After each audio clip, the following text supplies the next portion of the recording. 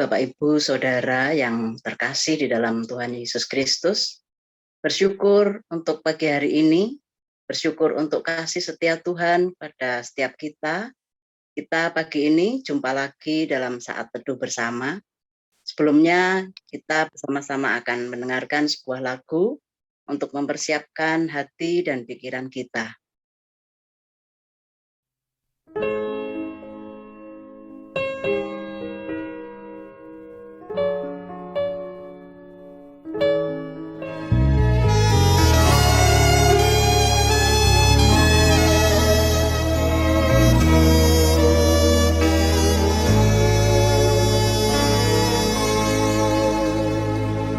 Great is thy faithfulness, O God, my Father. There is no shadow of turning with thee. Thou changest not, thy compassion, they fail not. As thou hast been, thou forever will. Great is thy faithfulness, O God, my Father. There is no shadow of turning.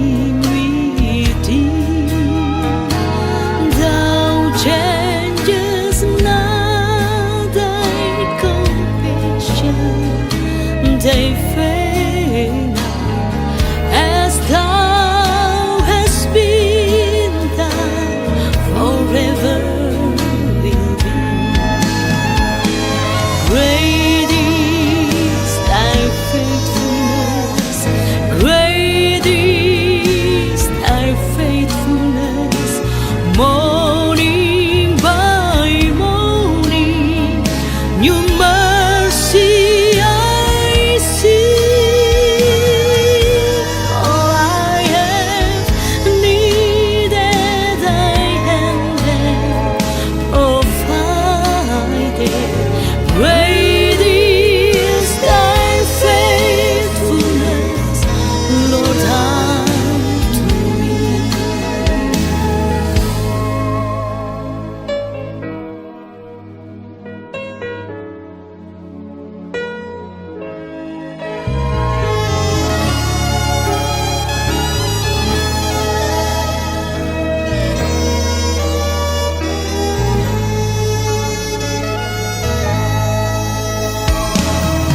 besar setiamu, Allah Bapa-Ku.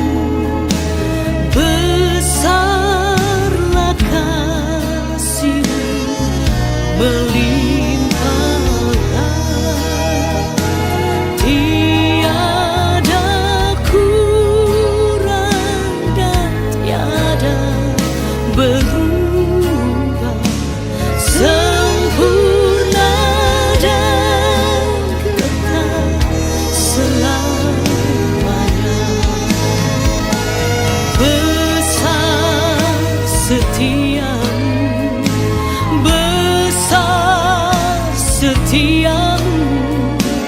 Tiap pagi nampak rahmat baru.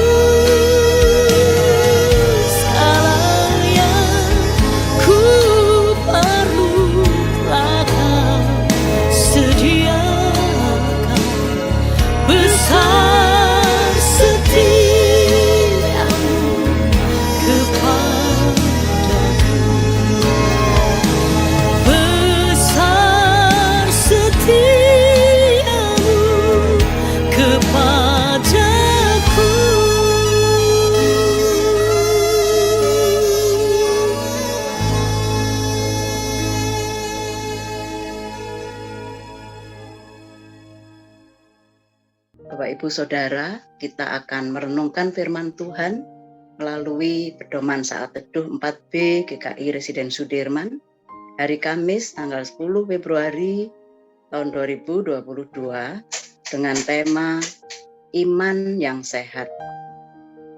Sebelumnya mari kita berdoa.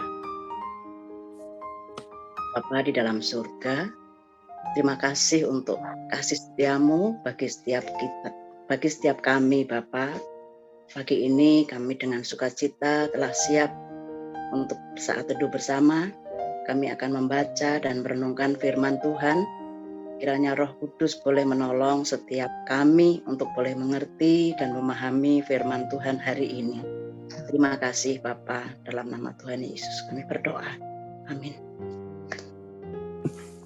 Ibu, firman Tuhan yang mendasari perenungan kita hari ini diambil dari 1 Korintus 15 ayat 12 sampai dengan ayat 20 akan dibacakan oleh Ibu Yohana. 1 Korintus 15 ayat 12 sampai dengan 20. Jadi, bila mana kami beritakan bahwa Kristus dibangkitkan dari antara orang mati, bagaimana mungkin ada di antara kamu yang mengatakan bahwa tidak ada kebangkitan orang mati? Kalau tidak ada kebangkitan orang mati, maka Kristus juga tidak dibangkitkan. Tetapi andai kata Kristus tidak dibangkitkan, maka sia-sialah pemberitaan kami dan sia-sialah juga kepercayaan kami. Lebih daripada itu, kami ternyata berdusta terhadap Allah, karena tentang Dia kami katakan bahwa Ia telah membangkitkan Kristus, padahal Ia tidak membangkitkannya. Kalau andai kata benar bahwa orang mati tidak dibangkitkan. Sebab jika benar orang mati tidak dibangkitkan, maka Kristus juga tidak dibangkitkan. Dan jika Kristus tidak dibangkitkan, maka sia-sialah kepercayaan kamu, dan kamu masih hidup dalam dosamu. Demikianlah binasa juga orang-orang yang mati dalam Kristus. Jikalau kita hanya dalam hidup ini saja menaruh pengharapan pada Kristus, maka kita adalah orang-orang yang paling malang dari segala manusia. Tetapi yang benar ialah bahwa Kristus telah dibangkitkan dari antara orang mati sebagai yang sulung dari orang-orang yang telah meninggal. Demikian firman Tuhan. Terima kasih Bu Yohana. Bapak Ibu Saudara yang terkasih, secara ringkas menurut Kamus Besar Bahasa Indonesia, kata sehat adalah suatu keadaan atau kondisi seluruh badan serta bagian-bagiannya terbebas dari sakit. Artinya, ada penjelasan logis tentang kondisi-kondisi tertentu sebagai ukuran untuk menetapkan seseorang sehat atau sakit. Apakah pendekatan yang sama juga berlaku dalam persoalan iman? Bacaan hari ini membicarakan teguran Rasul Paulus kepada jemaat Korintus yang di dalamnya mengindikasikan tentang beriman yang sehat. Mari merenungkan.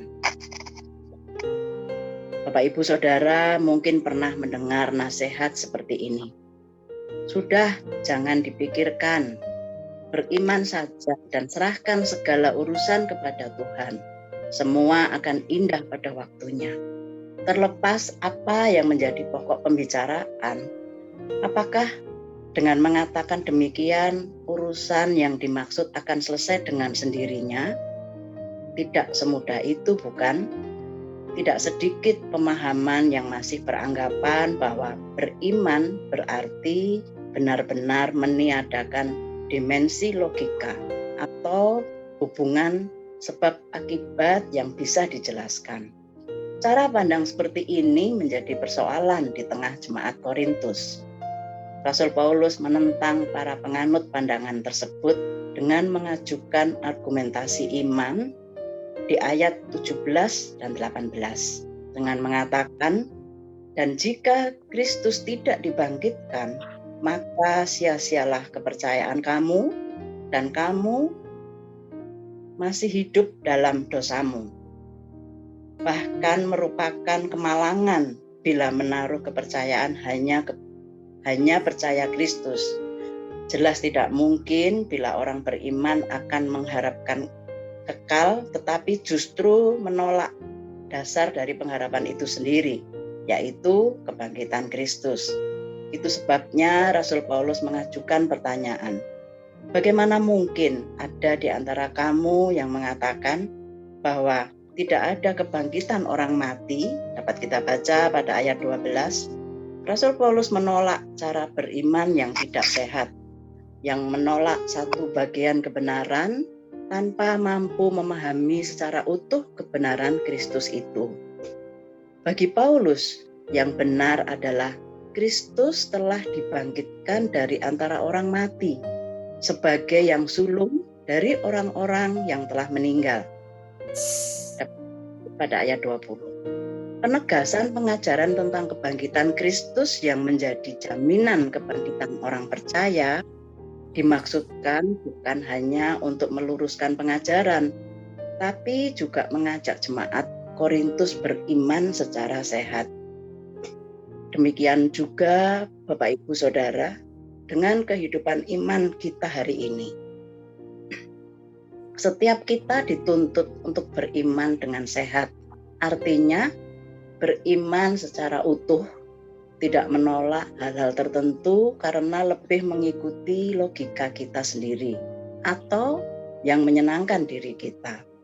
Beriman juga berarti berani menjelaskan iman kita kepada mereka yang meminta pertanggungjawaban iman.